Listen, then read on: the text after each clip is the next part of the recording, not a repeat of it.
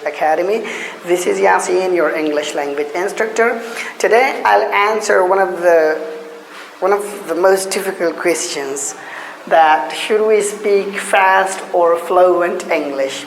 So I'll talk about these two terms, and I'll talk about these two techniques as well. That unfortunately people have misunderstood fluency. They think that when you rush at words and when you attack the words, so you do something great.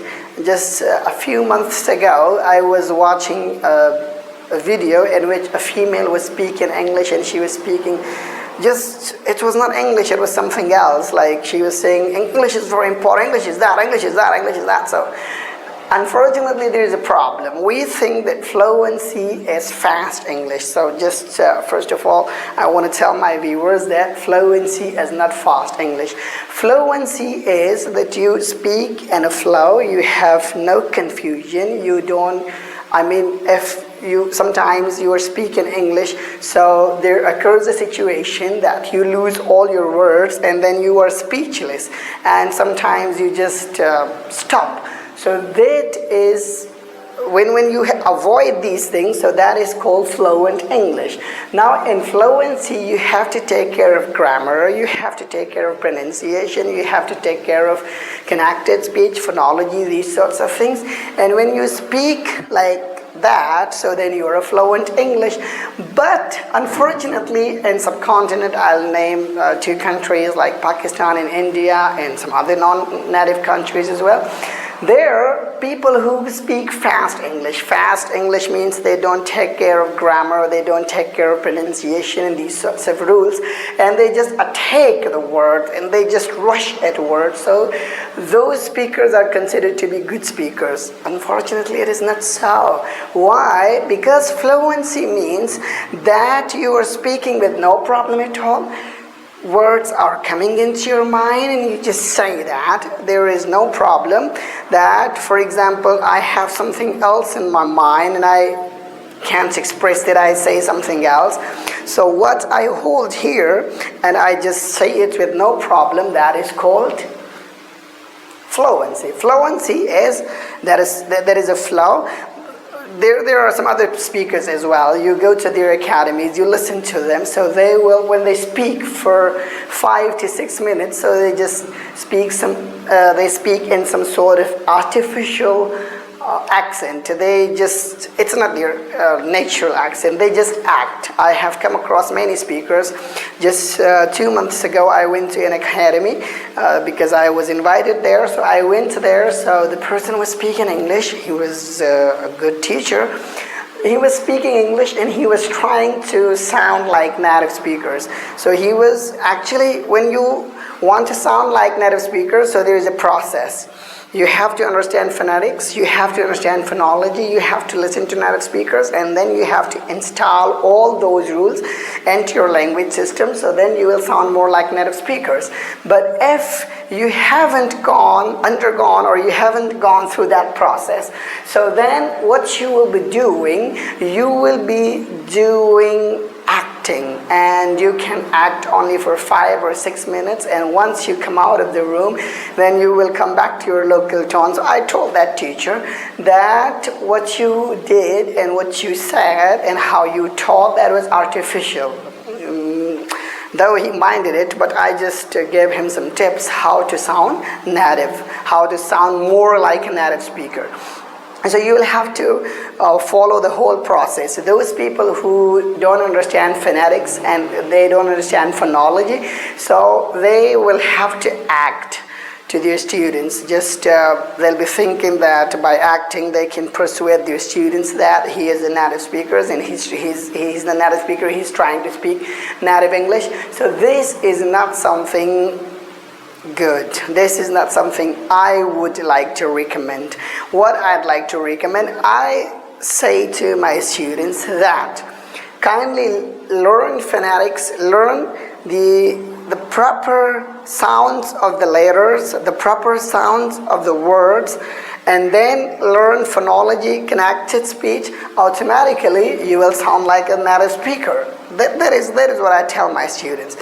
If you just act, you just follow me, and you just think that will sound like Yasin or will sound like someone else. That's not something possible, because you will only be acting. So this is the thing I want to tell my students that you should avoid.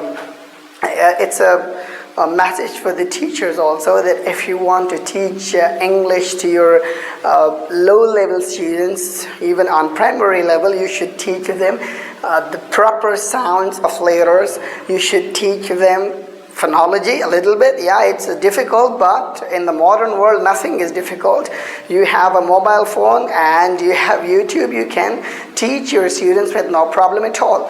So what will happen there? When our students start listening to proper English, they will speak proper English. So what happens with us? The main problem is our students haven't listened to proper English. They haven't listened to correct English, so they'll automatically be speaking wrong English. So that's what I wanted to tell you, that fluency is not something that you rush at words, you take the words no one understands. People just think that you don't understand what he says. No, no, no. For example, if I'm a teacher and I'm a speaker, so what I say, it should be understood by people. It should not be difficult to be understood. So therefore, I say that speak fluent English, but don't speak fast English, because in fast English, you miss many things. And when you miss many things, so automatically, as I told you, it's inaccurate English.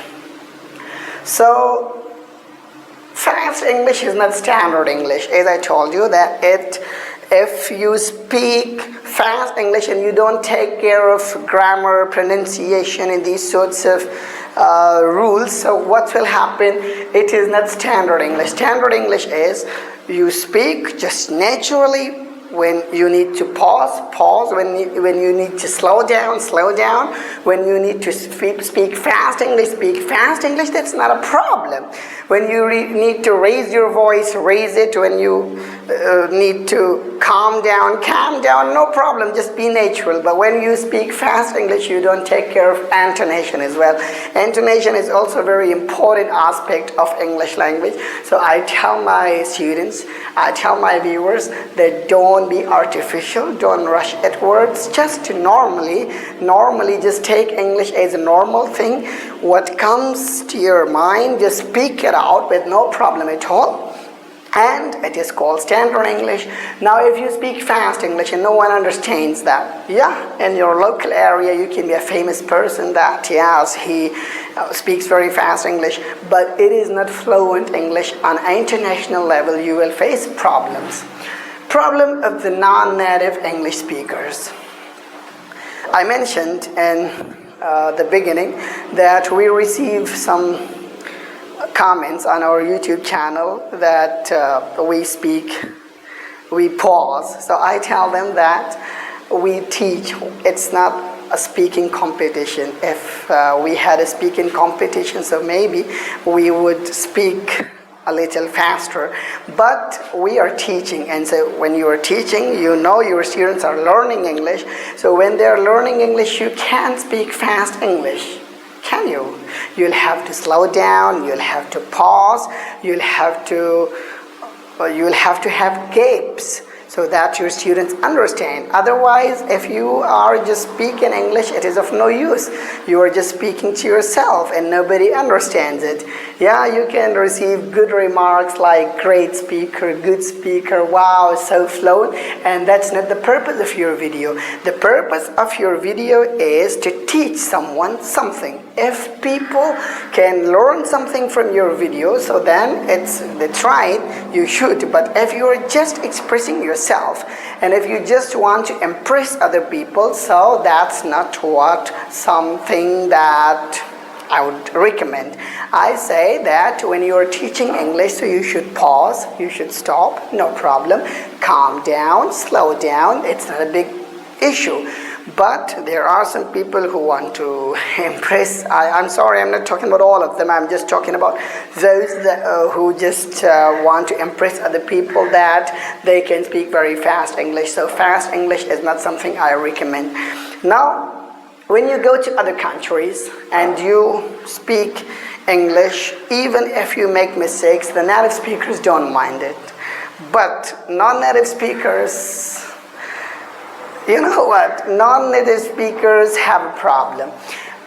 We are recording this video, we are making this video, and if we make even a small mistake, it will be picked up by the native speakers. Non-native speakers don't take care of these things. They have made English so easy that if you can understand someone, if you can convey your message, that's not a big problem. But the non-native speakers just, they'll pick up your problem, they'll pick up your mistake.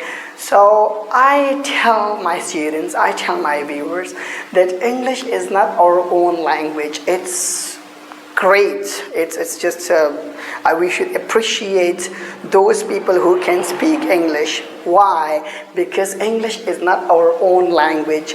We haven't been to England, we haven't been to America, still we can speak English. So we will be making mistakes. Why? Because we haven't been to those countries.